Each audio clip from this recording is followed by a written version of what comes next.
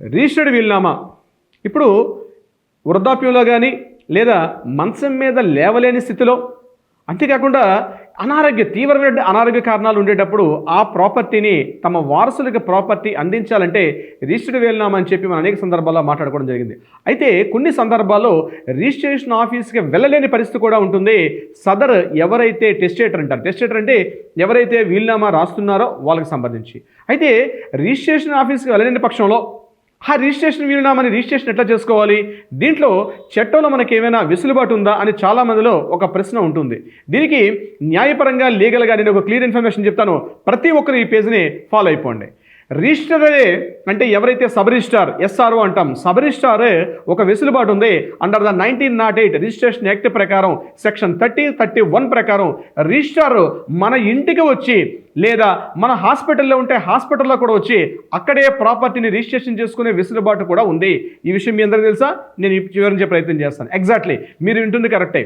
Sub registrar ఆయన ఉన్న పరిధిలో ఎక్కడున్నా సరే కేవలం రిజిస్ట్రేషన్ ఆఫీస్లో మాత్రమే కాదు, మనం రిజిస్ట్రేషన్ ఆఫీస్కి మనం అప్లై చేసుకుంటే దాని ఫార్మాలిటీస్, లీగల్ ఫార్మాలిటీస్ అన్ని కంప్లీట్ చేస్తే సబ్ రిజిస్ట్రార్ గారు మన ఇంటికి కానీ లేదా మనం హాస్పిటల్లో ఉంటే హాస్పిటల్లో కూడా ప్రాపర్టీని వచ్చి రిజిస్ట్రేషన్ చేసుకునే ఫార్మాలిటీస్ అన్ని కూడా కంప్లీట్ చేస్తారు.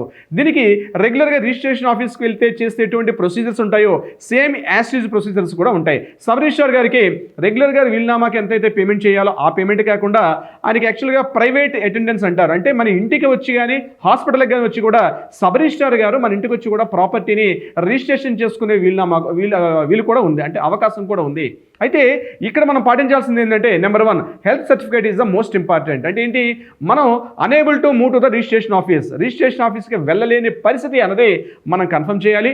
నెంబర్ 2 ఎవరైతే వీలునామా రాస్తున్న వ్యక్తి మెంటల్లీ సౌండ్, అంటే మంచి స్పృహలో ఉన్నట్టుగా కన్ఫర్మేషన్ ఉండాలి. ఏ డాక్యుమెంట్స్ అయితే మనం వారసులకి ఇవ్వాలనుకుంటున్నామో ఆ ప్రాపర్టీకి సంబంధించిన వివరాలన్నీ కూడా పకడ్బందీగా అన్నీ ఉంటే వెంటనే రిజిస్ట్రార్ గారు మన ఇంటికి వస్తారో లేదా హాస్పిటల్కి వస్తారో వచ్చి ఆ ఫార్మాలిటీస్ అన్నీ కూడా కంప్లీట్ చేస్తారు. దీనికి గవర్నమెంట్ చలన ఉంటుంది. మనం చలన అఫీషియల్గా ఆన్లైన్లో పేమెంట్ చేస్తే సబ్ రిజిస్ట్రార్ గారు టైం ఇస్తారు. ఆ టైం స్లాట్ ప్రకారం మన ఇంటికి కానీ హాస్పిటల్ కూడా వచ్చి మనం వీలునామాని రిజిస్ట్రేషన్ చేసుకోవచ్చు. రిజిస్ట్రేషన్ ఆఫీస్కి వెళ్ళి చేస్తే ఏదైతే లీగల్ ఫార్మాలిటీస్ ఉంటాయో యాస్టీస్గా ఈ డాక్యుమెంట్ కూడా లీగాలిటీ ఉంటుంది.